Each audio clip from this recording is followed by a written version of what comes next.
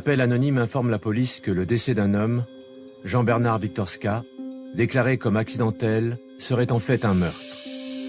Il aurait été tué par sa femme et son amant. Les policiers récupèrent le corps in extremis, juste avant son incinération. L'autopsie confirme l'homicide. Les policiers interpellent le couple dénoncé par la mystérieuse informatrice, ainsi que la femme chez qui ils sont découverts. Mais lors de cette arrestation, l'homme prétend s'appeler Jean-Bernard Wiktorska, c'est-à-dire qu'il donne l'identité du mort.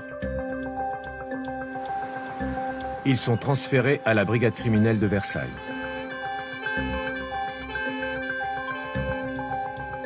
Il est 13h15 le 20 juillet 1995. Leur garde à vue commence.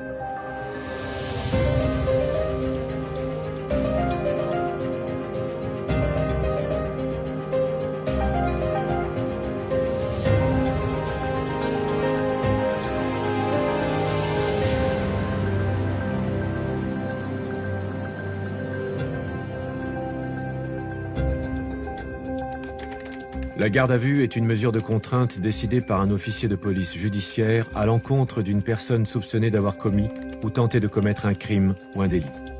Sa durée est de 48 heures maximum. Ces gardes à vue ont été reconstitués avec des comédiens, d'après les procès-verbaux des auditions.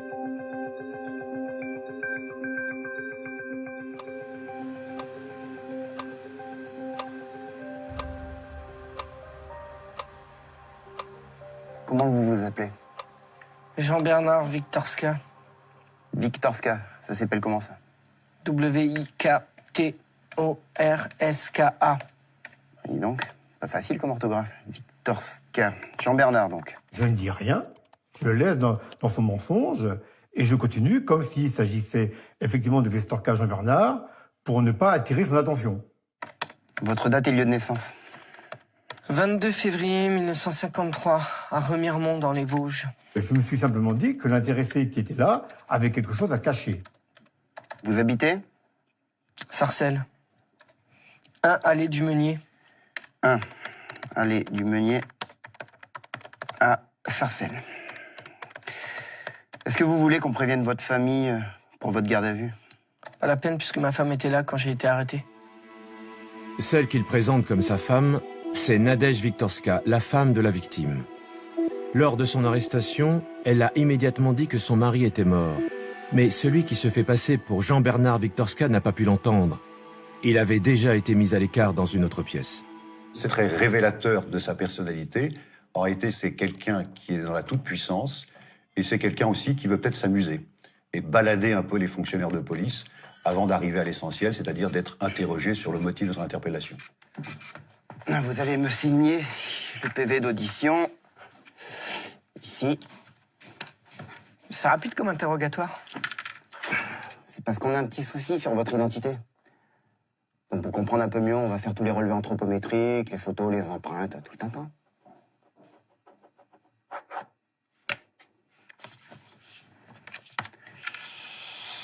Bon, d'accord.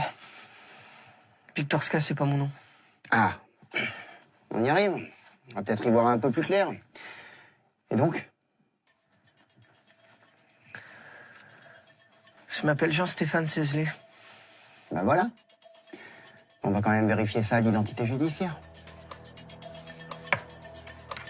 Les services d'identité judiciaire nous permettent d'avoir accès à des archives dans lesquelles on garde toutes les traces de toutes les personnes qui ont été l'objet de poursuites judiciaires, avec leur identité, leurs empreintes, et ce qui nous permet, nous, après, de les confondre en cas d'usurpation d'identité ou en cas de découverte d'un corps qui n'est pas identifié, on peut joindre les deux. Et ça a été bien sûr utile puisque ça a confirmé son identité et ça nous a permis, rapidement dans les fichiers, de connaître l'historique de son passé de délinquant.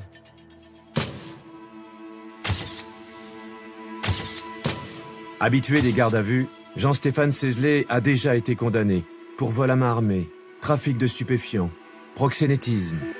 Par ailleurs, il est en cavale puisqu'il n'a pas réintégré sa prison lors de sa dernière permission 8 mois auparavant. Isolé lors de son interpellation, Jean-Stéphane Cézelet ne connaît donc pas la raison exacte de cette garde à vue. Mais s'il semble si sûr de lui, c'est parce qu'il sait que le médecin, appelé le 14 juillet pour constater le décès, a conclu à un accident de musculation. Les pompiers et policiers venus ce soir-là ont confirmé la mort accidentelle. Selon eux, la victime a été prise d'un malaise alors qu'elle faisait des exercices sur son banc de musculation avec une haltère de 50 kilos. L'haltère serait tombée sur son cou et aurait entraîné le décès. Ils n'ont donc fait aucun relevé dans l'appartement et n'ont pas protégé ce qui est en fait une scène de crime. Après avoir procédé à la notification de garde à vue de Nadège Wiktorska, Aurore Piana, inspectrice à la brigade criminelle de Versailles, se rend avec elle à Sarcelles dans son appartement pour y effectuer une perquisition. Elle espère que son retour sur le lieu du crime va la faire réagir. Notre difficulté lors de cette perquisition, c'est que la scène de crime est polluée. Elle n'a pas été figée au moment de la découverte du corps. Donc nous savons très bien, dès lors, que nous pouvons prendre que quelques éléments complémentaires. Donc on récupère la barre d'haltère dans la chambre, qui en fait effectivement a été retrouvée sur le corps de la victime. On récupère des plaquettes de Rohypnol et divers documents, en fait papier, qui peuvent nous conduire à un mobile éventuel. Le temps de prendre connaissance de tous ces documents et de les mettre sous scellé, cela fait plus de 10 heures que la garde à vue a commencé quand ils auditionnent Cézelet. Donc, je tape, je confirme mes déclarations verbales, je me nomme Cézelet Jean-Stéphane, né le 26 novembre 1959 à Reims. Je suis de nationalité française. J'ai terminé mes études en terminale. J'ai fait mon service militaire à Agen, où j'ai fini caporal-chef.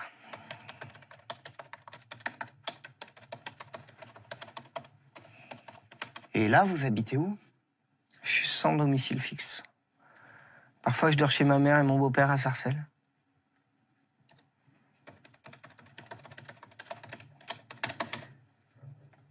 Donc, si j'ai bien compris, vous êtes en cavale. Ouais. Vous deviez réintégrer la prison de Saint-Martin-en-Ré après une permission et vous l'avez jamais fait. C'est ça, ouais. C'est un sujet qui pense qu'il est au-dessus des lois, au-dessus de la justice et qui ne se fera pas prendre. On voit qu'il s'adapte très bien au fur et à mesure que des éléments viennent un peu contredire ses propos. Il va trouver des arguments pour s'y adapter. Quelles sont vos relations avec Nadège Wiktorska? C'est une amie d'enfance. Sa mère faisait le ménage dans le cabinet médical de mon père. On s'est perdu de vue et dans les années 80, on s'est un peu retrouvés. Enfin, quand j'étais pas en prison. Et après? Je suis retourné voir ma mère en coup de vent 2-3 fois. Période de Noël. C'est là où on s'est revus. Vous l'avez revu en tant qu'ami?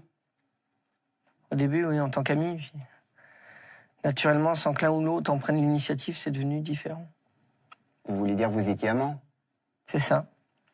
Je pense que Cézelet était un homme intelligent, peut-être frustre, mais intelligent. Et il sait par expérience judiciaire qu'un certain nombre d'éléments sont déjà en possession des enquêteurs et qu'il faut mieux coller à ces éléments qui ne vont pas l'impliquer pour autant. Elle avait l'air d'être heureuse avec moi. Ses enfants aussi. Ils sont au courant de votre liaison? Ils sont petits. Hein. Je crois pas qu'ils voient ça comme ça, mais ils nous voyaient souvent ensemble. Ouais.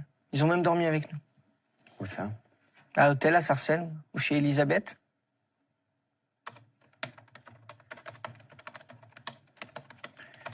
Quels sont vos liens avec Elisabeth? C'est une amie. C'est surtout elle qui a passé l'appel anonyme, comme l'ont appris les policiers lors de son interrogatoire quelques heures plus tôt. Et c'est chez elle qu'ils ont été interpellés. Les liens entre Jean-Stéphane Cézelet et Elisabeth Tourteau étaient assez simples. Jean-Stéphane Cézelet a été, à un moment donné, celui qui l'a approvisionné en produits stupéfiants. Manifestement, il y avait une dette entre eux. Elle l'hébergeait à la demande de Cézelet et il lui a raconté ce qui s'était passé. Je crois qu'en toute conscience, parce qu'elle avait une dignité, parce qu'elle avait une conscience, elle ne voulait pas que ce crime reste impuni. C'est quelqu'un qui est sous l'emprise de la drogue assez souvent, qui est déjà connu des services de police pour usage de stupéfiants. Elle ne veut certainement pas rajouter à un passé déjà lourd des risques quelconques de lien avec un acte grave. Les policiers relâchent donc leur indique Elisabeth Tourteau. Dans ce dossier, ils vont tenter de la protéger et ne pas révéler son identité. Mais en l'absence de preuves matérielles, ils n'ont que son appel anonyme pour fonder leurs soupçons. Pour avancer, il leur faut absolument des aveux. Et le mari de Nadège, vous le connaissiez? Oui. Il venait parfois chez ma mère. On n'avait pas beaucoup de discussions. Je pense qu'il se doutait même pas qu'on était amants. Mais elle avait besoin de quelqu'un qui s'occupe d'elle.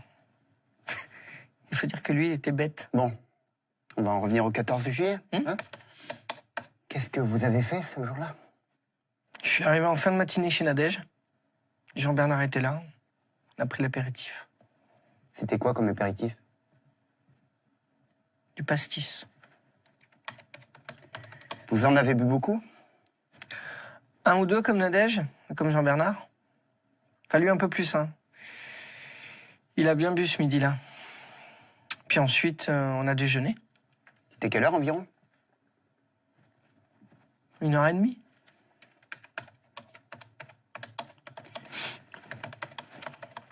Et vous êtes resté à table jusqu'à quelle heure? 14h30.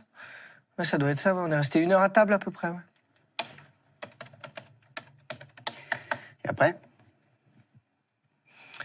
Bah après, on n'a pas pris de dessert parce que Jean-Bernard commençait à être agressif. Il avait bu pas mal de rosé. On n'a pas pris de café non plus et j'ai décidé de m'en aller. Vers quelle heure? 15h30, 16h. Quand vous êtes parti, il faisait quoi, Jean-Bernard? T'es sur le canapé. Devant la télé? Non, je sais plus, non, oui. Enfin, il écoutait de la musique, je sais plus, quoi.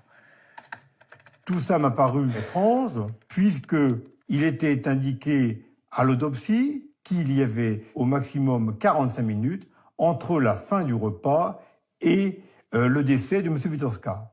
Ensuite? Bah ensuite, je suis arrivé chez Elisabeth en fin d'après-midi. J'ai passé la nuit. C'est à ce moment-là que j'ai appelé mon beau-père qui m'a dit que Jean-Bernard était décédé. Qu'est-ce qu'il vous a dit précisément? Bah que ma mère et Nadège devaient l'emmener au feu d'artifice. Il devait dîner chez elle, mais il avait déjà trop bu. Ça lui arrivait souvent? Oui. Il prenait des médicaments aussi. Quand il mélangeait les deux, il devenait un peu fou. Donc, il n'est pas allé dîner chez votre mère? Non. Quand elles sont rentrées, elles l'ont vu sur son banc de musculation.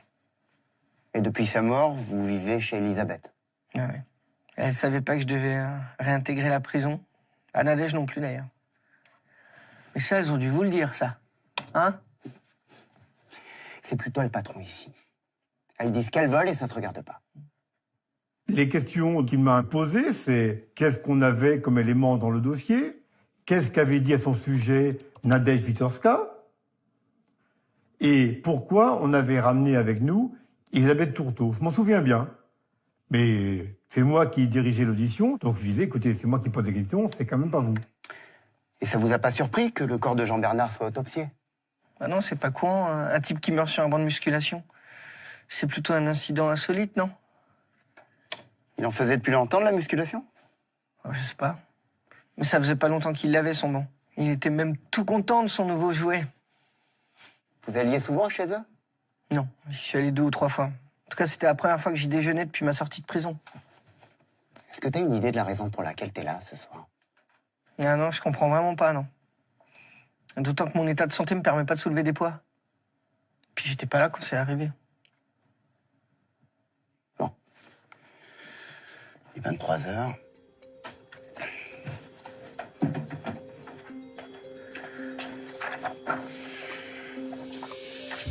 Vous relisez ça. Vous signez.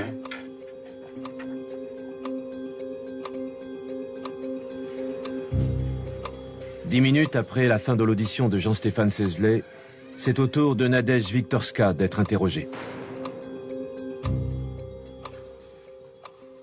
Vous vous inquiétez pas, ça va bien se passer.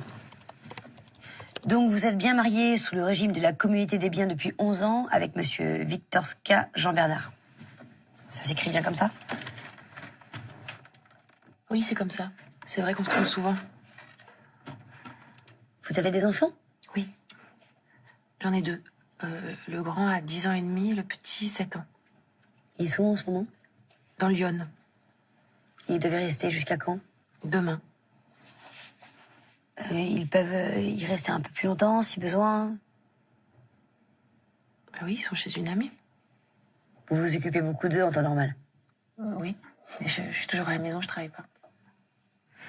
Vous n'avez pas de casier judiciaire? Non, j'ai jamais été condamnée. Vous saviez combien gagnait votre mari par mois? Oui, à peu près. Combien? 10 000 francs à peu près, puis parfois plus avec les heures sup. Et ça pouvait aller jusqu'à combien? 13 000? Vous saviez qu'il avait une assurance vie? Oui. Il l'a prise au début quand on s'est mariés, il y a 11 ans. Et il y a combien dessus? Je sais pas. Vous êtes sûr? Enfin, je sais qu'il y a un prélèvement qui part dessus tous les mois, de 275 francs. Et qui est le bénéficiaire de cette assurance en cas de décès de l'assuré? Au début, c'était moi, mais mon mari a parlé de rajouter les enfants, je sais pas s'il l'a fait. Donc, lors de son interpellation au domicile d'Elisabeth, Nadège avait été retrouvée en possession d'une pochette contenant des papiers très intéressants, notamment des documents bancaires, des pièces qui étaient à fournir, en fait, pour toucher les primes d'assurance vie de son mari. Et il y avait un courrier précisant le montant de la prime à plus de 500 000 francs. Quels sont vos rapports avec l'homme que nous avons arrêté en même temps que vous? C'est un ami. Un ami. Vous le connaissez depuis longtemps? Oui, depuis qu'on est tout petit. Vous avez toujours gardé contact? Non. Non quoi? Non, on s'est un peu revus depuis la fin de l'année, parce qu'il est revenu voir sa maman. Ah, et elle habite où, sa mère? À Sarcelles, à côté de chez moi. Alors, quels sont vos rapports avec lui? On se voit de temps en temps. Vous le voyez. Mais vous avez des rapports intimes? Mais pas du tout. Vous êtes sûr? Oui. On est étonné dès le départ qu'elle nie une relation quelconque, voire intime, avec Cézelet. Mais indirectement, on la comprend, car elle veut aussi le protéger. Donc là, rapidement, on se dit qu'ils sont tous les deux impliqués dans cette action criminelle. Est-ce que vous avez des relations en dehors de votre mari? Non, jamais. Donc on écrit, il s'agit d'un simple ami, je n'ai jamais eu de relation sexuelle avec lui. Oui, c'est ça. Elle pense encore qu'elle peut et qu'ils peuvent s'en sortir. Ça lui est arrivé de déjeuner chez vous? Non. Jamais? Non. Donc il n'a jamais déjeuné chez vous? Non. C'est tout à fait ce qu'on appelle le PV de chic. On laisse le mensonge se mettre en place et on enferme la personne dans ce mensonge jusqu'à un point où, de toute façon, elle ne pourra plus en sortir. Vous pouvez nous raconter ce que vous avez fait la journée du 14 juillet? Oui. Il vous écoute. Le matin, j'ai été faire des courses pour le déjeuner. Ensuite, on a mangé. Et ensuite, j'ai été chez Madame le maire. Choisir le 14 juillet comme date, ça pouvait être pertinent dans le sens où il y avait les festivités du 14 juillet, le feu d'artifice ce soir. C'est un petit peu une journée festive pour les Français, pour les citoyens. Les forces de l'ordre sont par ailleurs très occupées. Et puis à côté de ça, Nadège pouvait librement partir de chez elle, aller chez les amis, en revenir. À quelle heure vous êtes allé chez Madame le maire? Vers 5h30. Et que faisait votre mari à ce moment-là? Il se reposait. Où ça? Dans la chambre de mon fils. Ah bon? Pourquoi dans la chambre de votre fils? Il préférait, elle est plus fraîche. Il avait beaucoup bu à midi, au moins 4 ou 5 doses de Ricard, et il a fini la bouteille de vin, et il m'a demandé de prendre des cachets de Rupnol. J'ai essayé de l'en dissuader, mais il m'a dit que c'était pas mes affaires. Il les a pris quand même? Oui. On voit clairement qu'elle cherche à minimiser son rôle. Elle essaie de trouver un argument pour justifier qu'il ait pris des médicaments, mais pas dans le cadre d'une action criminelle, simplement parce qu'il voulait dormir. Il les a pris après le déjeuner? Il en a pris combien? Je sais pas. Il m'a dit qu'il me rejoindrait plus tard chez les Lemaire pour le feu d'artifice. Mais après, dans la soirée, comme il n'arrivait pas, j'ai appelé plusieurs fois à la maison, 5 ou 6 fois. Ça répondait pas. Du coup, j'ai décidé de venir avec Claudine pour le chercher. Et c'est là qu'elle l'a trouvé mort. Mais Claudine, c'est bien Madame le maire? Oui. Et après, on a appelé son mari et les pompiers. Et où était le corps du défunt? Sur le banc de musculation, avec l'haltère sur le cou. C'est bien l'utilisation de cette barre lourde qui a fait pression, mais elle a été manipulée, maintenue et a occasionné le décès de cette façon-là. On a des lésions qui sont tout à fait évocatrices, qui sont des lésions qu'on regroupe dans les lésions dites de strangulation, avec des lésions internes, des lésions des cartilages, des compressions des gros vaisseaux du cou. Jean-Bernard Wiktorska était un homme costaud. 1,90 m pour 85 kg. Comment se fait-il qu'il ne se soit pas défendu? Les analyses apportent deux éléments. La présence d'un tranquillisant, qui est même un tranquillisant actif et un hypnotique, le flunitrazépam, et la présence d'alcool. Alors, le flunitrazépam, c'est le produit actif d'un produit somnifère qui était le Rohypnol, qui a été retiré du marché, qui était un produit provoquant un sommeil rapide. Le fait de retrouver du produit essentiellement dans le sang et très peu dans l'urine indique que le toxique a été ingéré peu de temps avant le décès. Il a juste eu le temps de passer dans la circulation sanguine. Il commence à peine à être éliminé et on est certain que son ingestion est proche du moment du décès. L'analyse du bol alimentaire va confirmer elle aussi que le décès est proche du déjeuner. Donc là, on retrouvait de la viande, des tomates, de l'oignon, des produits qui sont encore tout à fait visibles. Donc il n'y a pas eu l'action des sucs gastriques. On sait qu'on est donc dans une période entre une demi-heure et 2 heures après l'ingestion de l'alimentation. Quand est-ce que vous avez vu votre mari pour la dernière fois? Vivant? Vers 5h30. Et vous lui avez parlé? Oui. Il vous a répondu? Oui. Il était dans les vapes, mais il m'a dit qu'il allait faire un peu de musculation et prendre une douche. Et il était quelle heure? 5h15 environ. Pourtant, les analyses toxicologiques et le bol alimentaire disent la même chose. À 17 h, son mari était mort depuis 2 heures. Donc c'est en fin d'après-midi que vous êtes allé chez Madame le maire. Les policiers ont compris que Claudine Lemaire, l'amie qui va découvrir le corps le 14 juillet avec Nadège, est aussi la mère de Jean-Stéphane Sesley. Ça faisait longtemps que votre mari avait commencé à faire de la musculation? Non, depuis quelques semaines seulement. Mais il n'avait pas depuis longtemps son banc. On avait été l'acheter ensemble. Et comme ça coûtait cher, on avait cumulé deux fêtes. La Saint-Jean et la fête des Pères. C'est dingue de pouvoir penser faire acheter par la victime son propre outil qui va servir à le tuer.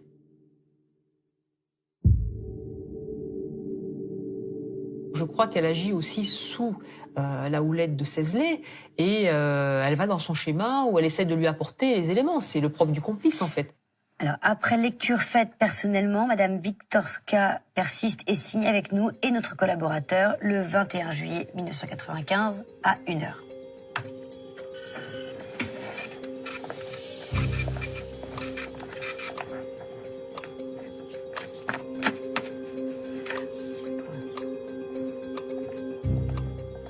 Je sais que la deuxième audition va pas du tout être sur le même ton. Donc c'est le moment de rattaquer dans le bois dur. Et là, je me suis dit, maintenant, on va passer aux choses sérieuses. Merci. Bon, alors maintenant, écoutez-moi bien. C'est bien gentil ce que vous nous dites là, mais ça tient pas debout. Votre ami, non seulement il cache pas une minute qu'il est votre amant, mais en plus, il en est fier. Et il était avec vous au déjeuner le 14 juillet. Il a dit ça? Oui, il a dit ça. Il a dit ça et il l'a signé. Je vais vous dire. Il y a une trentaine d'années, la mère de Nadège travaillait pour le compte de mes parents comme femme de ménage. D'ailleurs, la mère de Sesley, Madame Claudine Lemaire, est entendue en ce moment même dans une autre salle. Depuis ma dernière permission, j'ai revu Nadège. Nous nous rencontrions à l'hôtel à Sarcelles, ou chez Elisabeth, ou chez ma mère quand elle n'était pas là. Ses enfants étaient au courant de notre liaison, car ils nous voyaient ensemble. Il leur est même arrivé de dormir à l'hôtel avec nous, quand leur père n'était pas là. Vous savez ce qu'elle dit, l'autopsie? Elle dit que votre mari a été assassiné, que l'haltère ne lui est pas tombé dessus accidentellement, mais qu'il a été étranglé avec. Faut que vous compreniez bien. Quand vous sortez du commissariat, là, c'est la prison. Direct. Et c'est la perpétuité que vous risquez. Votre ami, il dit qu'il est parti de chez vous juste après le déjeuner. Et que vous étiez encore là. Vous savez ce que ça veut dire? Ça veut dire que quand il est parti, votre mari était encore en vie. Donc, si votre mari était encore en vie et que vous étiez seul avec lui, c'est vous qui l'avez tué. Vous comprenez ça? Votre ami, il se défausse sur vous. En le protégeant, c'est vous-même que vous accusez. Lui, il vous protège pas. Alors, à votre place, je donnerai ma version des faits. Si vous faites des aveux spontanés, si vous arrêtez de mentir, vous donnerez une bien meilleure impression aux jurés. Bon, manifestement, votre mari, c'était pas la joie d'habiter avec lui. Ça pouvait lui arriver d'être violent. Les jurés peuvent comprendre si vous êtes sincère. Mais c'est le moment pour ça. La garde à vue est un peu du poker menteur. C'est-à-dire que les enquêteurs, habituellement, lorsqu'ils ont plusieurs personnes qui peuvent être suspectées, ils vont les monter les uns contre les autres. Vous savez bien qui c'est, votre ami Sesley? Vous savez que c'est un bandit. Vous savez qu'il a été condamné pour braquage à main armée, trafic de drogue, proxénétisme. Non, je savais pas. Bon, on recommence. Et mes enfants? Est-ce que je pourrais les appeler? Je voudrais leur expliquer moi-même pourquoi je pourrais pas revenir comme prévu. On verra demain. D'abord, on va voir ce que vous allez nous dire et puis vous allez nous expliquer ce qui s'est passé.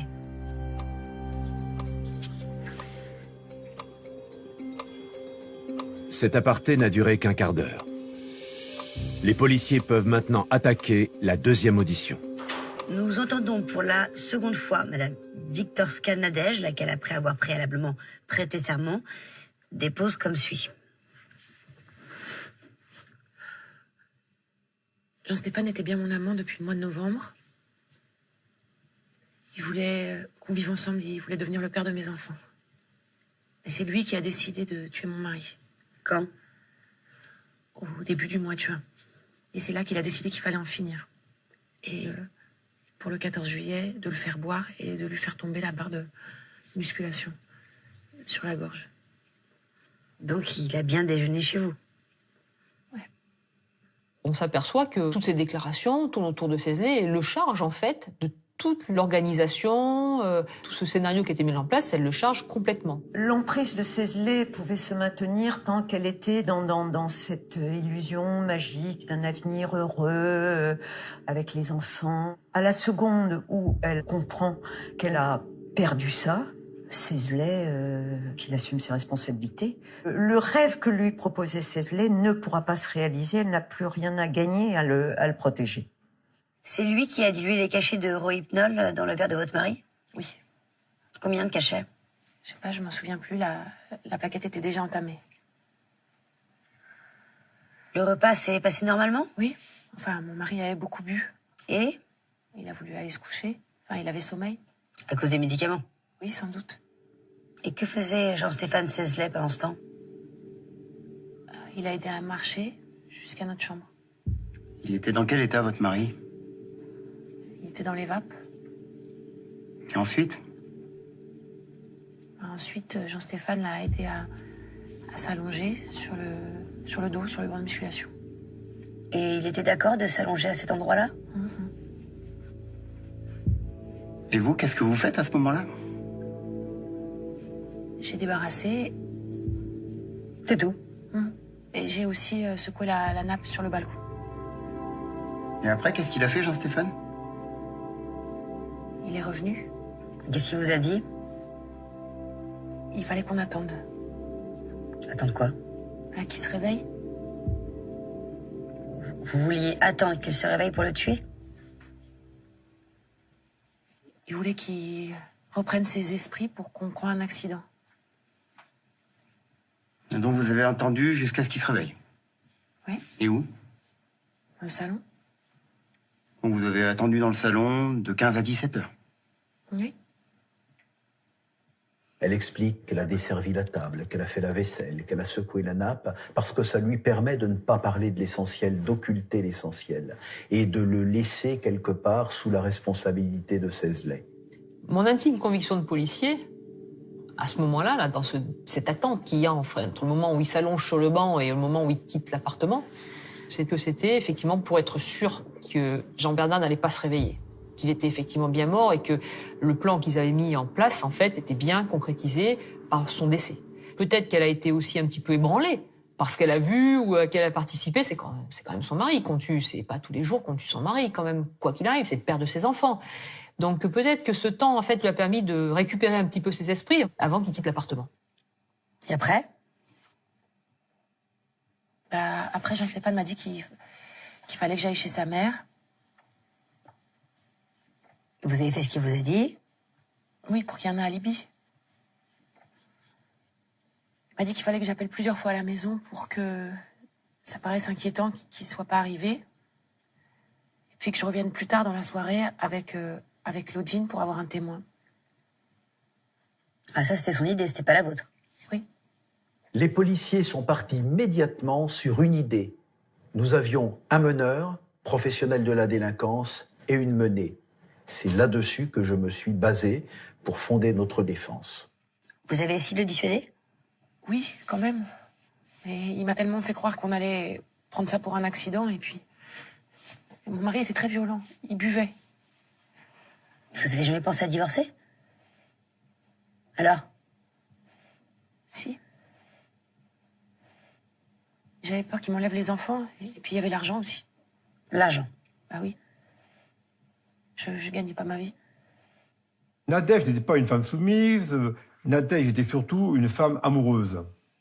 Par amour, on peut faire beaucoup de choses. Elle était sous l'influence de Sesley, qui avait, je pense, une force de persuasion qui était supérieure à la norme.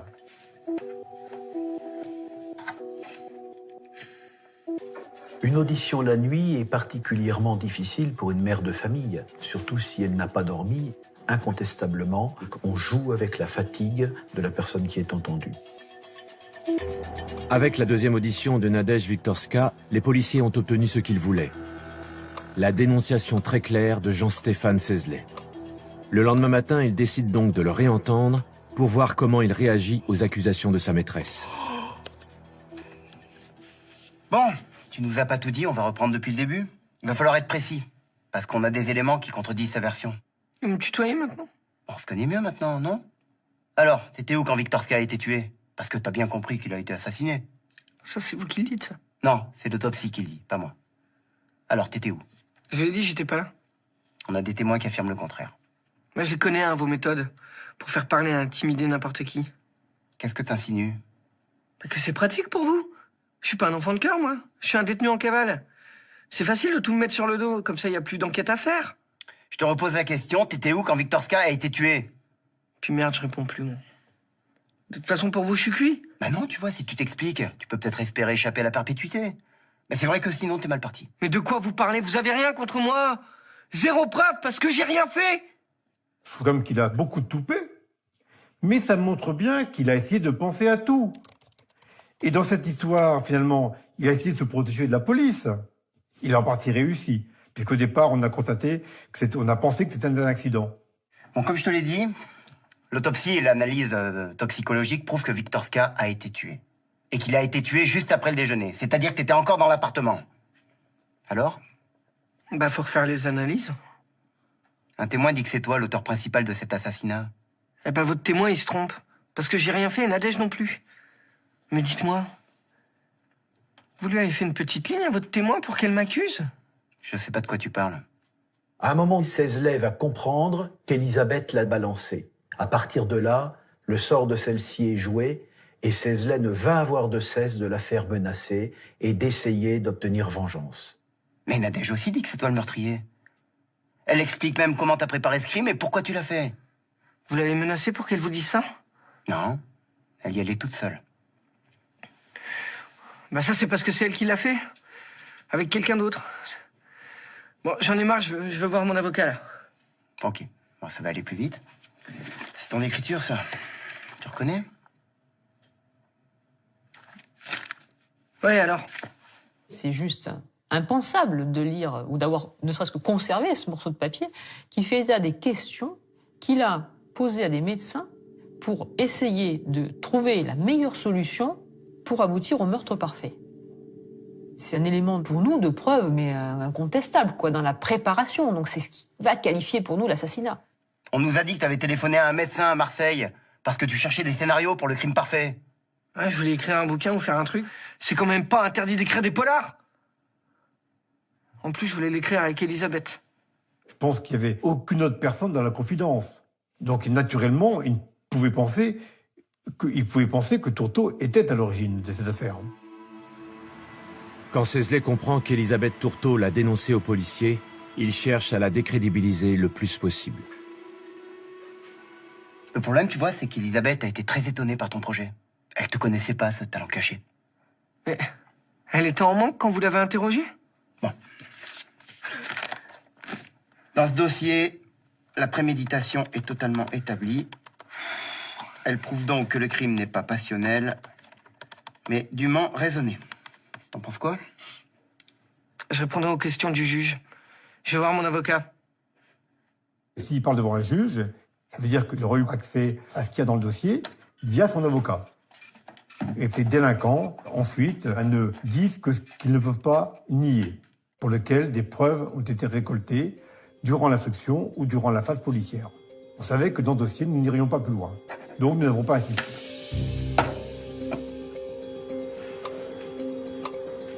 Quelques heures plus tard, pour acter son silence, Alain Lepache auditionne Cézelet une 3e et dernière fois.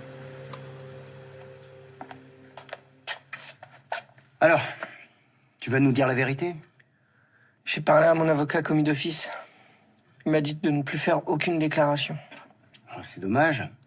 Et si t'avais pas conseillé ça, tu nous aurais tout expliqué. J'ai rien à ajouter, moi. Bon bah j'écris ça alors.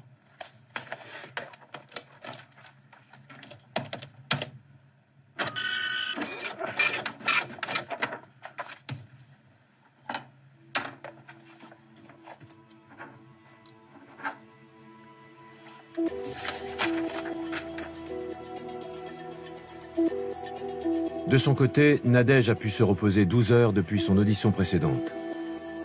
Elle a obtenu de téléphoner à ses enfants. À l'époque, ce coup de fil était une faveur des policiers. Donc au cours de la 3e audition, je vais m'attacher à quelque chose de précis. C'est que j'ai besoin de savoir maintenant quel est son rôle à elle.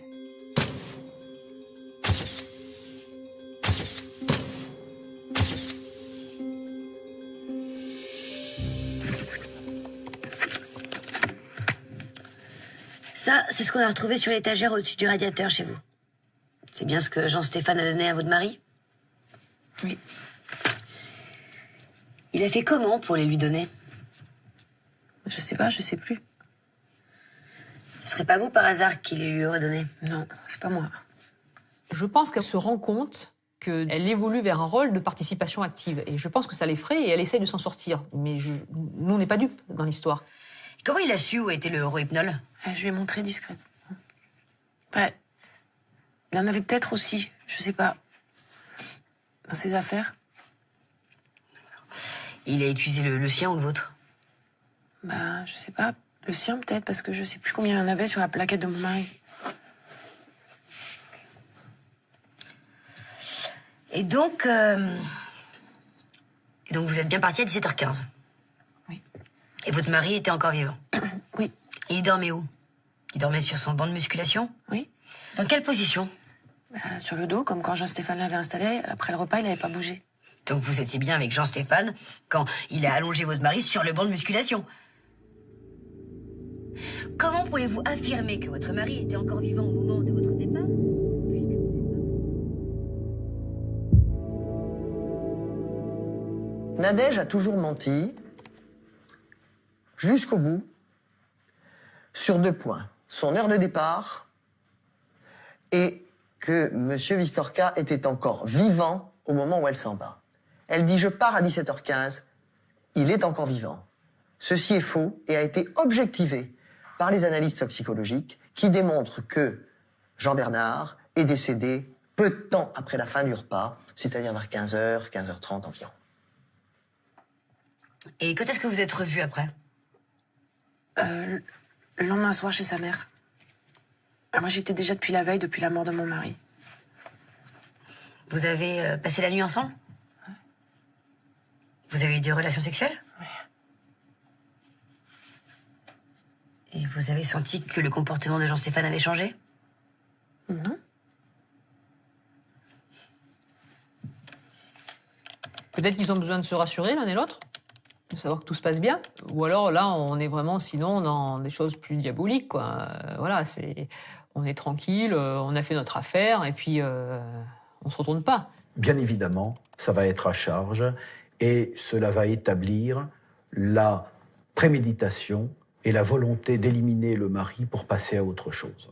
Il y a un processus qu'on appelle le clivage, c'est-à-dire que lorsque l'on vit quelque chose, d'inassumable, d'inintégrable par le psychisme, on fait comme si cet événement n'avait pas eu lieu. On peut vraiment se demander, dans le cas de Nadège, si ce mécanisme de clivage, qui est quelque chose de très puissant, n'a pas pu fonctionner, à savoir, il ne s'est rien passé, tout est normal, je vois mon amant, une part de moi ne sait pas que mon mari est mort et que nous l'avons tué. Qu'est-ce que c'est? Des questions écrites par Jean-Stéphane. Oui. Faut-il beaucoup de coups et faut-il qu'il soit violent? Une bonne bagarre, est-ce suffisant? Quelle dose faut-il? En combien de temps cela disparaît aux analyses? Il cherchait des plans pour tuer mon mari. Il avait appelé un médecin pour avoir des conseils. Et qu'est-ce que vous pensiez, vous, de ces recherches? Que c'était aberrant. J'étais sûre que ça marcherait même pas.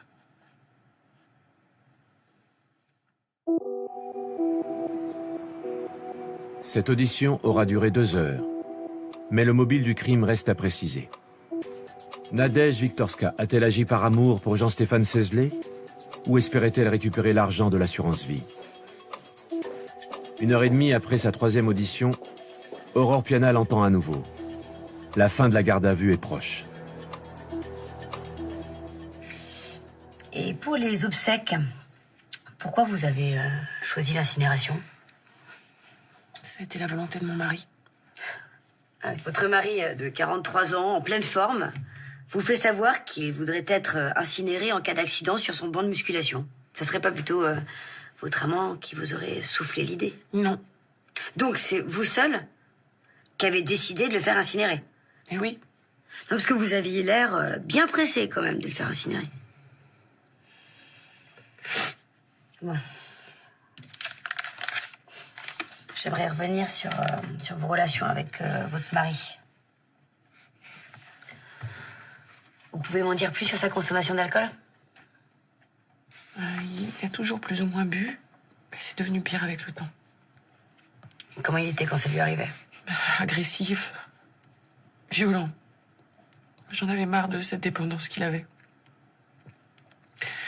Il devenait tellement méchant et... Des fois, il me prenait pour sa mère, il pétait les plombs, il me tapait dessus comme si j'étais elle. Et le lendemain, quand je lui montrais les traces, il disait que c'était pas lui. Nous n'avons pas retrouvé trace dans les archives du commissariat, ni de plainte, ni de main courante. C'était plutôt un prétexte pour nous, pour conduire à ce que, finalement, son mari soit considéré comme un méchant.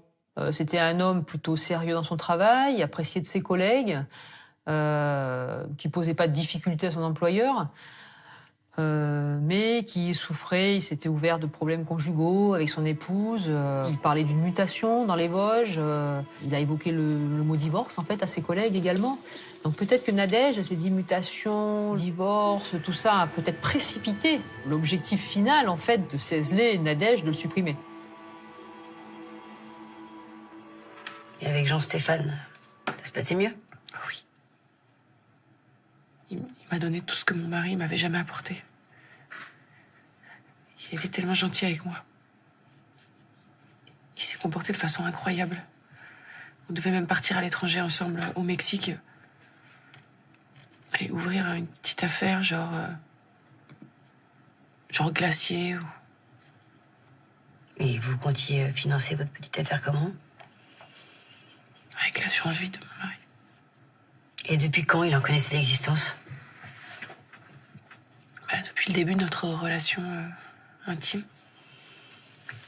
On peut se poser la question, naturellement, de savoir si c'était un peu pour la pâter ou pour répondre à une de ses demandes, mais en tout état de cause, dans une relation qui débute, ça semble quand même surprenant d'évoquer si vite une assurance vie de quelqu'un, enfin de son mari, quoi. Tu sais ce qu'il dit, ton grand amour? Il dit que c'est peut-être toi qui l'as assassiné. Toute seule. Peut-être avec quelqu'un d'autre. Oh, c'est pas vrai. C'est pas possible. Mais t'as pas compris ce qui l'intéressait, Szézlé? Tu crois que c'est toi? Mais alors pourquoi tu lui as parlé de l'assurance? Hein? Pourquoi tu lui en as parlé au début de votre relation en janvier? T'avais pas besoin de ça? C'est lui qui est revenu dessus, là. Il voulait savoir le montant, mais je savais pas lui répondre. Je savais seulement le montant du prélèvement mensuel. Donc il a décidé de s'en débarrasser, puis tu l'as suivi. Il m'a tellement répété qu'on prendrait ça pour un accident. Qu'il en avait marre de me voir que quand mon mari était pas là, qu'il m'aimait. Qu'il voulait plus que mon mari soit violent avec nous. Mais je l'ai cru. Et là, tu crois toujours que c'est par amour pour toi qu'il a fait ça? Ben non. Je commence à avoir des doutes vu comment il se comporte en garde à vue. Moi, j'ai l'intime conviction que Nadège n'a pas fait ça pour l'argent. Je pense sincèrement qu'elle a fait ça pour fuir son quotidien et avoir une vie meilleure avec un homme qui s'occuperait d'elle. Pour Sesley, voulait-il réellement partir avec elle? Je n'en suis pas persuadé. En tout cas, partir avec 535 000 francs à l'époque, ce qui était une somme non négligeable, était une idée assez alléchante pour lui. Vous saviez qu'il était en cavale?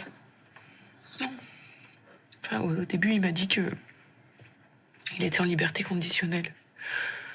Après, il m'a avoué qu'il n'était pas retourné à la prison après sa permission. Ça fait 15 ans qu'il n'a pas travaillé. Vous gagnez 1 franc, honnêtement. Et d'ailleurs, ça lui est pour ainsi dire jamais arrivé. Vous avez tout. Vous avez l'appartement, la voiture, la maison, le mari. Et l'assurance vie de 500 000 francs. Lui, il a rien. Lui, il profite de vous et de tout ce que vous avez. Vous, vous perdez tout. Mais alors tout. Lui, il revient juste à la case départ. Hein. La tôle.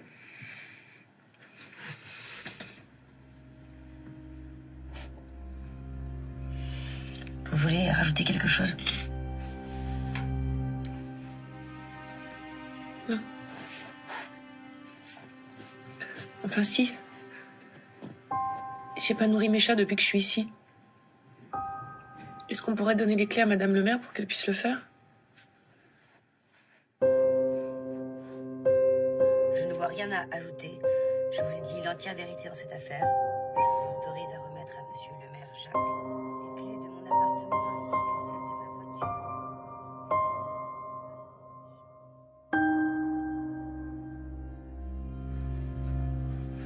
Dans cette garde à vue, les policiers n'auront pas obtenu les aveux de Jean-Stéphane Sesley, mais ceux de Nadège Wiktorska qui les chargent l'un et l'autre.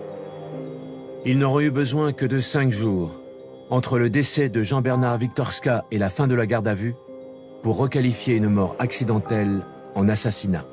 C'est vrai que dans cette affaire, nous avions les 48 heures de garde à vue. C'est un délai qui est très court pour obtenir tous les éléments d'enquête.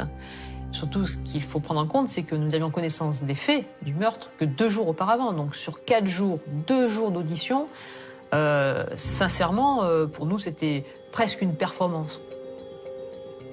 Quelques semaines plus tard, Aurore Piana tombe des nues. Extraordinaire. Je me retrouve face à ma télé avec Colombo qui intervient sur le meurtre maquillé en accident avec l'usage d'une barre de musculation. Et là, dans ma tête, c'est clair. Je me suis dit, il nous l'a fait.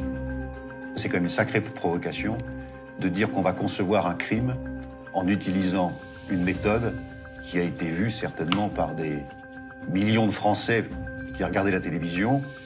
Et dans ces millions de Français, il doit y avoir quelques policiers.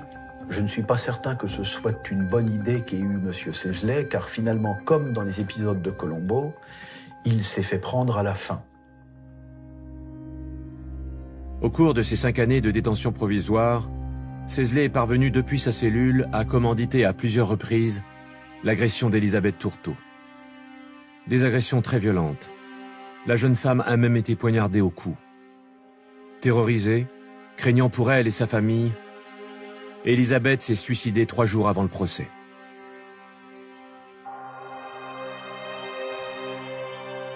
Le suicide d'Elisabeth Tourteau démontre qu'elle avait réellement peur et qu'elle n'était pas en mesure de pouvoir comparaître comme témoin devant une cour d'assises et de maintenir un témoignage qui était un témoignage accablant contre Jean-Stéphane Sesley.